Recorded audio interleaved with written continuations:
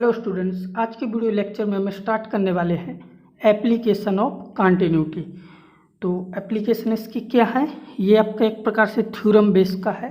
तो theorem type की है। जैसे फर्स्ट पॉइंट है, if f x is continuous function in close A to b then, मतलब कि ये आपकी कंडीशन गिवन है कि यदि ये कॉन्टिन्यूस है इस इंटरवल में तो फिर ये सारी चीज़ें होंगी। यानी कि जैसे फर्स्ट है आपका F x will have maximum and minimum value, यानी कि अगर ये कॉन्टिन्यूस है इस इंटरवल में तो फिर इसकी मैक्सिमम और मिनिमम वैल्यू निकल रही होंगी।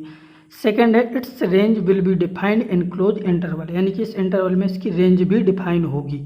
या इन्हीं सभी पॉइंटों को बोलने का मतलब ये है जो यहाँ पे लिखा हुआ है, यानी कि फॉर एनी एल्फा, जैसे कोई एल्फा है और वो एम और एन के बीच में बिलोंग कर रहा है तो there exist a number beta, यानी कि एक ऐसा पॉइंट बीटा होगा जो ए और बी के बीच में होगा। तो such that f beta equal to alpha, यानी कि इनके बीच में हमें एक नंबर ऐसा एल्फा जरूर मिल जाएगा जो इनके बीच में लाई कर रहा होगा।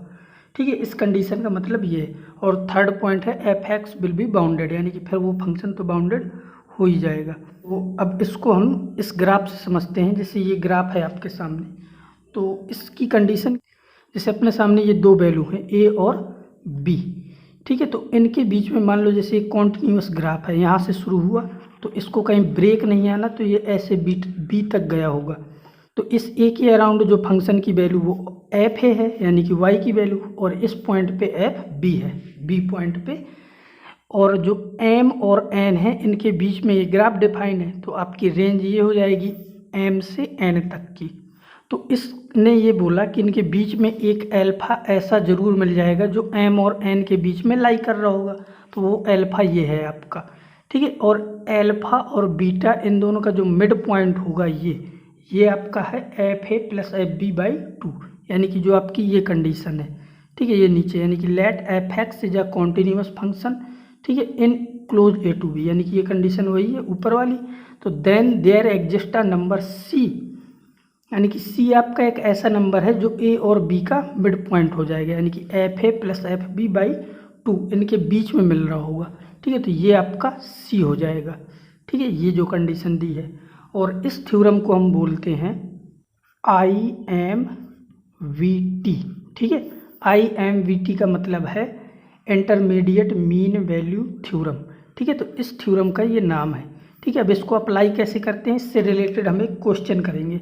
जैसे आपके सामने ये क्वेश्चन है, में कह रहा है find C of I M V T for the function F X equal to दिया है X square minus four X in इस इंटरवल में 0 to 2 में। ठीक है, तो इस इंटरवल में ये गिवन है ये कंडीशन, तो हमें आई एम वी टी अप्लाई करना है। तो इसके लिए सबसे पहले कंडीशन क्या होनी चाहिए कि ये फंक्शन इस इंटरवल में कॉन्टिन्यूस होना चाहिए। ठीक है, तो हमें पता है कि ये जो आपका x square minus four x है ये कॉन्टिन्यूस होगा। क्यों? क्योंकि ये आपका पॉलिनोमियल फंक्शन है। ठीक है, ये हर जगह कॉन्टिन्यूस होगा, तो इस इंटरवल में भी कॉन्टिन्यूस आ जाएगा। तो हम यहाँ पे लिखेंगे X is a polynomial function hence will be continuous that is I M V T can be applied, यानी कि आई एम वी टी को अप्लाइड किया जा सकता है। ठीक है, तो यहाँ पे now using I M V T. अब इस I M V T theorems का क्या मतलब है कि एक नंबर सी हमें एक ऐसा नंबर मिलेगा जो 0 और 2 के बीच में लाई कर रहा होगा। ठीक है, तो यहाँ पे हम लिख रहे हैं देयर, ठीक है, there exist a number C 0 और 2 के बीच में बिलोंग कर रहा होगा सच दैट। ठीक है, तो फिर आपका फॉर्मूला क्या होता था, एफ सी इक्वल टू आपका F A plus F B by two. ठीक है, ये फॉर्मूला अप्लाई करेंगे। अब एफ ए और एफ बी क्या है, तो ये जो इंटरवल दिया है 0 और 2, यानी कि यहाँ से हमें मिल जाएगा F C equal to F A की जगह आ जाएगा एफ 0 प्लस एफ बी की जगह आ जाएगा एफ 2 बाई 2। ठीक है, ये मिल जाएगा। अब एफ 0 और एफ 2 कैसे निकालेंगे, उसके लिए आपके सामने ये फंक्शन दिया है, यानी कि एफ एक्स बराबर क्या है एक्स स्क्वायर माइनस फोर। ठीक है, तो जैसे हमारे पास क्या है F X equal to X square minus four X. ठीक है, तो इसके अकॉर्डिंग जब 0 रख दोगे एक्स की जगह तो एफ 0 मिल जाएगा, तो एफ 0 इक्वल टू क्या आ जाएगा 0। और जब एक्स की जगह 2 रख दोगे तो इक्वल टू इधर आ जाएगा 2 का स्क्वायर 4 माइनस 8। ये दिख रहा है हमें, यहाँ से क्या मिल जाएगा -4। ठीक है। तो F2 की वैल्यू -4 और F0 का मान 0 यहाँ पे पुट कर दो। तो यहाँ से हमें FC इक्वल टू मिल जाएगा, यहाँ से ये मिलेगा हमें 0 - 4/2, यानी कि ये मिल जाएगा हमें -2। C आया, वो क्या आ गया हमें -2, बट हमें कैलकुलेट क्या करना है C।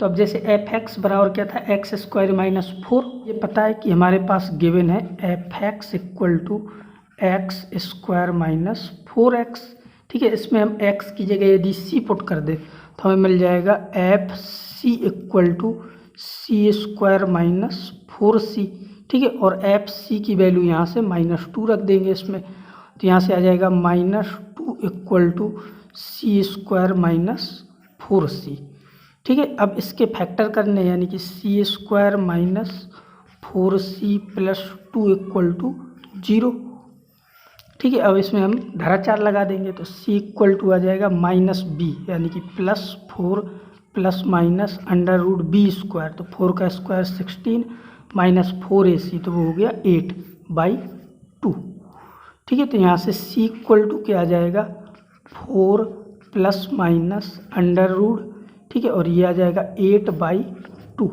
से c इक्वल टू आ गया 4 ± √8 को लिख दिया मैंने 2√2/2, और ऊपर से यदि 2 कॉमन लेके कैंसिल कर दोगे तो c इक्वल टू आ जाएगा 2 ± √2, ठीक। तो हमें c की वैल्यू ये मिल जाएगी, यानी कि c की हमें 2 वैल्यू मिल गई। c इक्वल टू एक आ गया 2 + √2 और एक आ गया 2 - √2।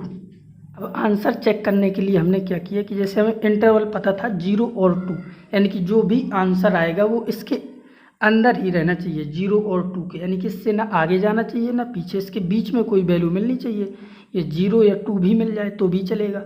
तो अब जैसे मैंने इसमें चेक किया जो मेरा आंसर आया है, तो जैसे एक आया है 2 + √2, तो 2 + √2 ये तो 2 से बड़ा हो गया, तो ये तो आंसर में ले नहीं सकते। अब जैसे √2 का मान होता है 1.414 के समथिंग होता है, ठीक है। तो ये जो वैल्यू आएगी ये 2 से कम आएगी, यानी कि ये हमारे आंसर में आएगी, ठीक है। तो यहाँ से अपना जो आंसर होगा, ठीक है, hence required value of C, ठीक है, required value of C equal to क्या आ जाएगी 2 - √2, ठीक है। और यही आपका आंसर हो जाएगा। यानी कि इस क्वेश्चन में उसने क्या पूछा था कि C की वैल्यू निकालिए, ठीक है, यानी कि हमें एक ऐसा C फाइंड करना है जो इनके बीच में लाई कर रहा हो।